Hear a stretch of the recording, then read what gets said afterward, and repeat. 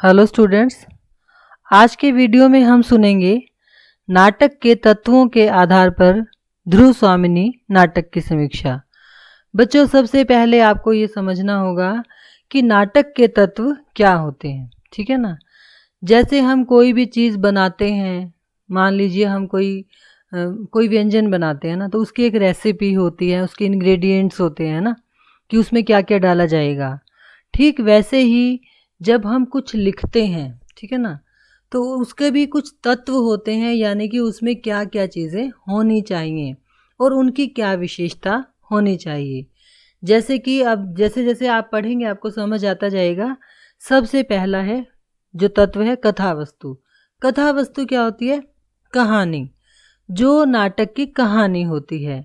अब जैसे ध्रुव स्वामिनी नाटक है ना, उसकी जो कथा वस्तु है वो कैसी है, मतलब जब आपने इस नाटक को पढ़ा तो आपको उसकी कथा वस्तु कैसी लगी।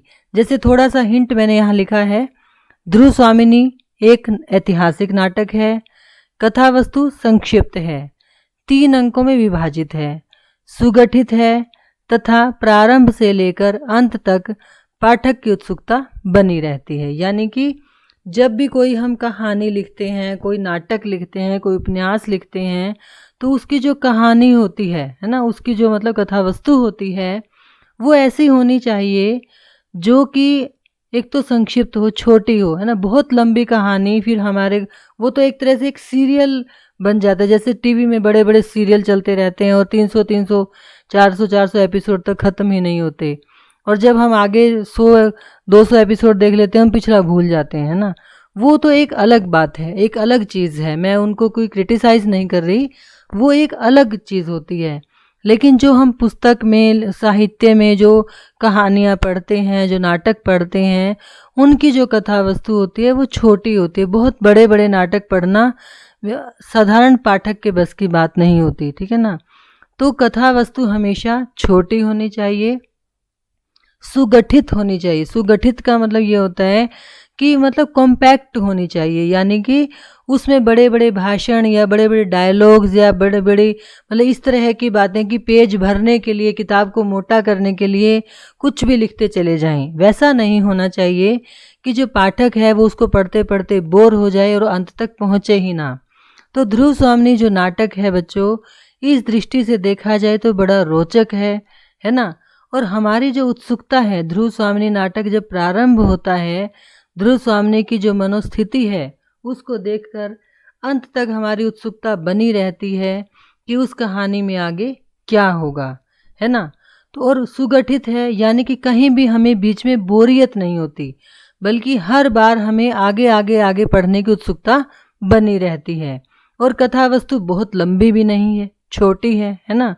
और ये भी हमें पता है कि ध्रुव स्वामिनी नाटक एक ऐतिहासिक नाटक है, यानी कि इस कथा वस्तु को इतिहास से उठाया गया है और 3 खंडों में ये विभाजित है, ठीक है ना। तो किसी भी नाटक की नाटक के तत्वों के आधार पर जो पहला तत्व है वो होता है कथा वस्तु। और किसी भी नाटक की ऐतिहासिक होना ज़रूरी नहीं है, नाटक किसी भी पृष्ठभूमि से लिया जा सकता है, लेकिन क्योंकि हम ध्रुव स्वामिनी नाटक की बात कर रहे हैं तो वो एक ऐतिहासिक नाटक है। कथा वस्तु तो कहीं से भी हो सकती है, आप ये मत समझिएगा कि वो ऐतिहासिक होना ज़रूरी है। हाँ, लेकिन उसका संक्षिप्त होना, उसका सुगठित होना और शुरू से लेकर एंड तक, अंत तक जो पाठक है उसकी उत्सुकता का बना रहना ज़रूरी है। और इस दृष्टि से जो ध्रुव स्वामिनी नाटक है वो एक सफल नाटक है कि उसकी कथा वस्तु संक्षिप्त है, सुगठित है और एंड तक मतलब अंत तक हमारी जो उत्सुकता है वो बनी रहती है कि आगे क्या होगा। दूसरा है पात्र एवं चरित्र चित्रण। देखिए, पात्र क्या होते हैं, नाटक में जो पात्र होते हैं ना वो बहुत ज़्यादा नहीं होने चाहिए। बहुत अधिक पात्र हों तो वो सब कुछ जो कथा वस्तु है वो उलझ कर रह जाती है। कम से मतलब 6 7 8 जैसे पात्र होते हैं ना, उन पात्रों के आधार पर अगर वो नाटक लिखा जाता है तो वो पात्र हमारे मन में एक स्थान भी बना लेते हैं और हमें सारी जो स्टोरी है, जो कहानी है, वो आसानी से समझ भी आ जाती है। तो इस दृष्टि से जो ध्रुव स्वामिनी नाटक है उसमें चंद्रगुप्त, रामगुप्त, ध्रुव स्वामिनी, शकराज और कोमा, ये 5 पात्र हैं जो मुख्य हैं। बाकी जो खिंगिल है और एक दो उसके जो दूत हैं या फिर मिहिर देव हैं, ये थोड़े से जो शिखर स्वामी हैं, ये कुछ पात्र हैं जो मतलब स्टोरी को आगे बढ़ाने में सहयोग तो करते हैं लेकिन मुख्य पात्र नहीं हैं। पात्रों के अंतर्मन के द्वंद्व को सूक्ष्मता से उकेरा गया है। चरित्र चित्रण क्या होता है कि जो पात्र है उसका जो कैरेक्टर है, यानी कि उसकी जो विशेषताएं हैं उसके व्यक्तित्व की, वो उस नाटक में, उस कहानी में उभर कर सामने आने चाहिए। अब जब हम ये नाटक पढ़ते हैं तो चंद्रगुप्त किस तरह का व्यक्ति है कि वो एक लॉयल है, ईमानदार है, देशभक्त है, अपने राज्य का सम्मान करता है, स्त्री का सम्मान करता है, ध्रुव स्वामिनी से प्रेम करता है, रामगुप्त की सच्चाइयों को जानते हुए भी वो उसके साथ कभी बुरा व्यवहार नहीं करता क्योंकि वो उसका बड़ा भाई है। ऐसी चीज़ें हमें कहाँ से पता चलती हैं? नाटक में जो चरित्र का चित्रण लेखक करता है ना। इसी तरह से चाहे वो ध्रुव स्वामिनी है, वो कैसी है, शकराज है, वो किस तरह का व्यक्ति है, कोमा किस तरह की स्त्री है, ये सब चीज़ें हमें नाटक को पढ़ने से बड़ी आसानी से पता चल जाती हैं। विपरीत परिस्थितियों में संघर्ष करते हुए भी ध्रुव स्वामिनी और चंद्रगुप्त सफलता को प्राप्त कर लेते हैं और सभी पात्र अपने चरित्र के अनुरूप कार्य करते हैं। यानी कि चंद्रगुप्त यदि ईमानदार है, ध्रुव स्वामिनी से सच्चा प्रेम करता है, तो वो उस चीज़ को, उसकी जो चरित्र की विशेषता है उसको लेखक ने बड़ी सफलता से दिखाया है। रामगुप्त यदि कायर है, विलासी है ना, और छल कपट करता है, तो उसके जो कार्य वहाँ पर दिखाए गए हैं कहानी में, नाटक में, उनसे बिल्कुल स्पष्ट दिखाई देता है कि रामगुप्त किस तरह का पात्र है, किस तरह का व्यक्ति है। तो कुल मिलाकर जो पात्र होते हैं, जिस तरह के पात्र को लेखक ने गढ़ा होता है, उसके चरित्र में वो चीज़ें दिखाई देनी चाहिए। और ध्रुव स्वामिनी नाटक इस दृष्टि से बड़ा ही सफल नाटक है, जिसमें जो पात्र हैं वो जिस भी तरह के हैं उस तरह के वो दिखाई देते हैं। यानी कि वो हमें पता चलता है कि जो शकराज है वो किस तरह का व्यक्ति है, कोमा किस तरह की स्त्री है, प्रेम करने वाली है, कोमल हृदय है, प्रकृति प्रेमी है ना। तो इस तरह की जो चीज़ें हैं, जो सभी पात्र हैं, उनके बारे में जो भी लेखक लिखता है तो वो उनके जो चरित्र हैं वो बिल्कुल स्पष्ट उभर कर हमारे सामने आते हैं। तीसरा तत्व है संवाद योजना। देखिए, जब भी कोई नाटक हम देखते हैं या पढ़ते हैं तो उसके जो संवाद होते हैं वो हमेशा नाटक में सबसे ज़्यादा भूमिका वही अदा करते हैं, है ना। क्योंकि नाटक के कथानक को गति प्रदान करने में संवाद की भूमिका होती है, क्योंकि जो स्टोरी बनती है वो संवादों से बनती है ना। तो जो पात्र हैं, अब जैसे कि ध्रुव स्वामिनी है, वो अंतर्द्वंद से ग्रस्त है, शुरू से ही वो दुखी रहती है, वो उसको अपने स्त्री होने का भी मतलब गम है कि वो स्त्री है, इसलिए उसको पुरुष के पाँव की जूती बनकर रहना पड़ता है। और ये सब चीज़ें हमें कहाँ से पता चलती हैं? संवादों से, जो डायलॉग वो जो पात्र हैं वो बोलते हैं। और ये लेखक की सबसे बड़ी सफलता होती है कि जो पात्र जिस तरह का है, जिस तरह की उसकी मनोस्थिति होती है, उसके आधार पर ही उसके जो संवाद है वो लिखता है, और जिससे कि जो पाठक है या जो देखने वाला, नाटक को देखने वाला दर्शक है, वो सहज रूप से व्यक्ति की मनोस्थिति को समझ लेता है। तो जो संवाद होते हैं वो पात्रों के अनुकूल और भावों के अनुकूल होने चाहिए। पात्रों के अनुकूल संवाद होने का मतलब ये होता है कि यदि पात्र राजा है ना, तो वो राजा जैसी भाषा बोलेगा। अगर वो सेवक है तो वो सेवक जैसी भाषा बोलेगा। अगर वो पढ़ा लिखा है तो पढ़े लिखों जैसी भाषा बोलेगा। अगर वो कम पढ़ा लिखा है या ग्रामीण क्षेत्र से मतलब आता है, कोई गांव से संबंध रखता है, तो वो उस तरह की भाषा, यानी कि जो लेखक होता है वो इतना प्रतिभावान होता है कि जो पात्र है उसका जो स्वरूप है, उसका जो कैरेक्टर है, उसका जो स्तर है, उसको डिसाइड करने के लिए वो जो संवाद हैं वो वहाँ पर कार्य करते हैं। तो बच्चों, भावानुकूल का मतलब होता है उसकी जो मनोस्थिति है। अब ध्रुव स्वामिनी दुखी है, हमें कहाँ से पता चला, है ना। खिंगिल जब संदेश लेकर आया कि शकराज के पास कि भाई ध्रुव स्वामिनी आ जाएगी, संधि की शर्तें मान ली गई हैं, तो सारा का सारा जो दुर्ग है, वहाँ के जो लोग हैं, जो शकराज है, उसके दरबार के बाकी सामंत है, वो खुश हो जाते हैं। वो हमें किससे पता चलता है? संवादों से, है ना। तो भावों यानी कि व्यक्ति के मन में जो, पात्र के मन में जो भाव चल रहे हैं उनका पता हमें संवादों से चलता है। और साथ ही जो पात्र है उसका स्तर क्या है, वो किस तरह का व्यक्ति है, वो सब चीज़ें हमें संवादों से ही पता चलती हैं। और इस दृष्टि से ध्रुव स्वामिनी नाटक के संवाद सरल हैं, संक्षिप्त हैं, पात्रों के अनुकूल हैं, भावों के अनुकूल हैं। और सभी पात्रों की मनोस्थिति को समझने के लिए जो संवाद हैं वो हमारा सबसे अधिक सहयोग करते हैं। देश काल और वातावरण। देखो बच्चों, देश काल और वातावरण का मतलब देश या एटमॉस्फेयर से नहीं है कि वहाँ ठंड थी या गर्मी थी। देश काल और वातावरण का अर्थ होता है कि वो किस तरह के परिवेश से संबंध रखने वाला नाटक है। अब ध्रुव स्वामिनी नाटक है ना, अब लेखक ने कब लिखा होगा और ये घटना कब घटी होगी, उसमें तो बहुत सालों का अंतर है ना। लेकिन लेखक क्या करता है कि उसी ज़माने में जाकर, यानी कि वो उस समय की जो परिस्थितियां थी, उस समय का जो पहनावा था, जो रहन सहन था, उस समय में जो सामाजिक वातावरण थे, यानी कि जो समाज और जो सामाजिक विचारधाराएं थी, यानी कि उस समय में नारी की जो स्थिति थी, उन सब का चित्रण जो लेखक है वो अपने नाटक में करता है, जिस समय से कहानी को उठाया जाता है।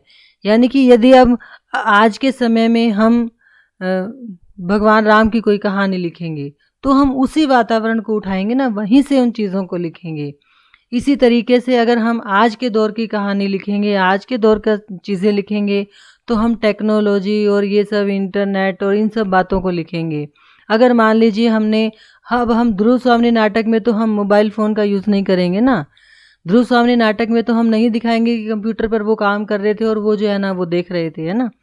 तो देश काल और वातावरण का मतलब यही होता है कि जिस समय से, जिस काल से चीज़ों को उठाया जाता है, वैसा ही वातावरण उस नाटक में स्थापित किया जाता है।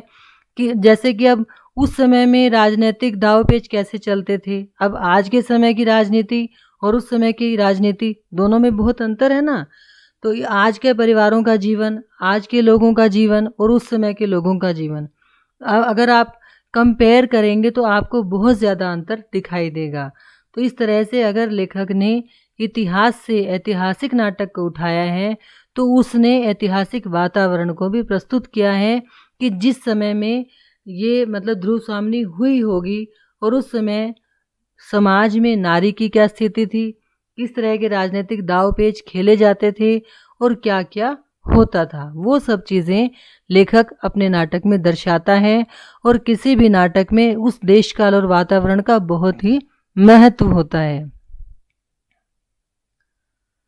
हाँ जी, उद्देश्य है, ये तो आप समझते ही हैं कि कोई भी कार्य बिना उद्देश्य के तो होता नहीं है। तो नाटक भी लेखक ने उद्देश्य से लिखा है। उसके सामने क्या उद्देश्य हैं कि एक तो रामगुप्त जैसा जो विलासी व्यक्ति है, जो कायर व्यक्ति है, उसको राजा नहीं बनाया जाना चाहिए था, बल्कि चंद्रगुप्त जैसे वीर और साहसी व्यक्ति को राजा बनाया जाना चाहिए था। और दूसरा, जो स्त्री है उसके मतलब उसका जो अबला स्वरूप है उसको काट कर, उसको हटाकर एक तरह से वो दिखाना चाहता है कि जो स्त्री है वो भी अगर चाहे तो वो भी साहसी है, वो मतलब अगर वो चाहे तो वो कुछ भी कर सकती है। तो नारी के सशक्त रूप को दिखाना और उसके अबला रूप को धूमिल करना, दूर करना, समाज में नारी की स्थिति को मजबूत बनाना लेखक का उद्देश्य है। अभिनेता, देखिए बच्चों, नाटक अगर है तो उसमें अभिनेता यानी कि वो रंगमंच पे खेले जाने लायक है या नहीं है, ये बहुत ज़रूरी होता है। और जो ये हमारा ध्रुव स्वामिनी नाटक है, मतलब नाटक की जो सफलता है वो उसके अभिनेता पर भी निर्भर करती है। आपने नाटक लिख दिया लेकिन आपने बहुत सारे पात्र उसमें डाल दिए, बहुत लंबी स्टोरी डाल दी, तो अब उस नाटक को स्टेज पर प्ले करना, खेलना बड़ा मुश्किल हो जाएगा, है ना। तो पात्र और घटनाएं वहाँ पर कम होने चाहिए और जो उसके संवाद हैं वो सरल और मतलब छोटे होने चाहिए, जिससे कि सुनने वालों को समझ में भी आए और नाटक में उनको रुचि भी पैदा हो। अगर कठिन भाषा में बड़े लंबे लंबे डायलॉग्स हम लिख देंगे तो सुनने वाला या देखने वाला तो वैसे ही मतलब उस बोर हो जाएगा, है ना। और दृश्य योजना भी रंगमंच की दृष्टि से उपयुक्त है, यानी कि दृश्य हैं वो बहुत ज़्यादा नहीं होने चाहिए कि भाई एक के बाद एक मतलब जहाँ चीज़ें बदलती जा रही हैं। अब यहाँ पर क्या होता है देखिए, एक पहला दृश्य है वो सारा का सारा रामगुप्त के दरबार में घटित होता है, जो दूसरा है वो शकराज के वहाँ पर जब वो कोमा आती है, और तीसरे में वो शकराज का ही दरबार है जहाँ पर ध्रुव स्वामिनी आज आग जाती है और उसको वो जो है जो शकराज है वो मर जाता है। तो इस तरह से जो मतलब नाटक है उसमें बहुत ज़्यादा दृश्य नहीं है, जिससे कि जो स्टेज की एक तरह से रंगमंच की जो साज सज्जा होती है बच्चों वो भी बदलनी पड़ती है जब हम नाटक रंगमंच पर खेलते हैं। तो अगर बार बार दृश्य बदलते जाएंगे तो रंगमंच की जो, अब मान लीजिए हमने दिखाना तो है जंगल का दृश्य और वहाँ पर हमने लगा दिए हैं सोफे, है ना, तो वो बहुत अजीब होगा। तो रंगमंच पर खेलने के लिए नाटक इस तरह से लिखे जाते हैं कि बहुत ज़्यादा दृश्य बदलने ना पड़े, जिससे कि रंगमंच पर अगर लगातार वो नाटक खेला जा रहा है तो उसमें ज़्यादा बाधा उत्पन्न ना हो। तो अभिनेता की दृष्टि से जो नाटक का तत्व है वो बड़ा महत्वपूर्ण है, और कोई भी नाटक सफल तभी कहलाता है अगर उसके संवाद छोटे हों, पात्र और घटनाएं कम हों और बहुत ज़्यादा दृश्य उसमें ना बदलें। संकलन त्रय भी वही सेम बात है कि भाई जो घटनाएं हैं वो जो घटना स्थल है उसमें अधिक बिखराव नहीं होना चाहिए, जो मैंने अभी पीछे भी बात की आपकी कि अभी कभी हम दिखा रहे हैं अभी राजा का दरबार है, फिर हम दिखा देते हैं मार्केट का दृश्य है, फिर हम दिखा दें जंगल की घटना है, फिर हमको युद्ध भूमि दिखा दें।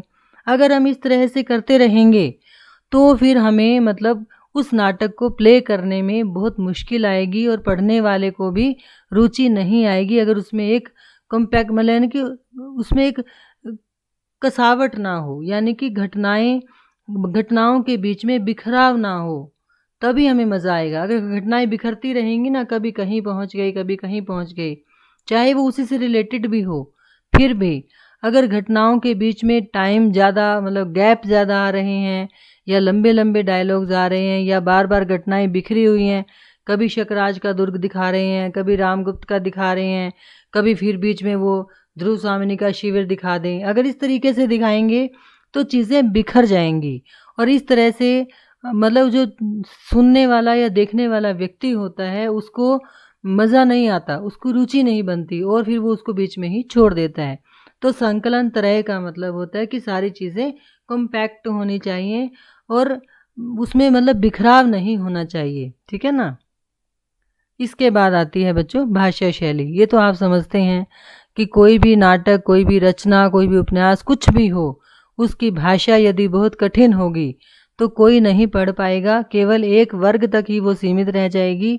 इसलिए जो नाटक होते हैं उनकी जो भाषा होती है वो ऐसी होनी चाहिए जो कि सुनने वाले को आसानी से समझ में आए, पढ़ने वाले को आसानी से समझ में आए। और इस दृष्टि से जो ध्रुव स्वामिनी नाटक है उसकी भाषा कहीं कहीं संस्कृत निष्ठ है, लेकिन फिर भी सरल है, सहज है और पात्रों के अनुकूल है, भावों के अनुकूल है। जहाँ पर कोमल प्रसंग हैं, जैसे कि कोमा की प्रेम प्रसंग है या ध्रुव स्वामिनी और चंद्रगुप्त का कहीं कहीं थोड़ा थोड़ा प्रेम प्रसंग आता है, तो वहाँ पर लेखक ने भावुकता का और कल्पना का समावेश भी किया है। कहीं कहीं बीच बीच में नाटक में गीत भी आते हैं ना, कभी कोमा गीत गाती है, कभी मंदाकिनी भी गीत गाती है, इस तरह से। और छोटे छोटे वाक्यों में अलंकारों के प्रयोग से शैली भी रोचक बन पड़ी है। शैली होती है कि बात को प्रस्तुत करने का जो तरीका है, कि लेखक ने इस नाटक को जिस ढंग से प्रस्तुत किया है वो वास्तव में ही शानदार है और शुरू से लेकर अंत तक जो हमारी रुचि है वो बनी रहती है। और हम कह सकते हैं कि तत्वों के आधार पर ध्रुव स्वामिनी नाटक एक सफल नाटक है। तो ये थी बच्चों तत्वों के आधार पर समीक्षा। धन्यवाद।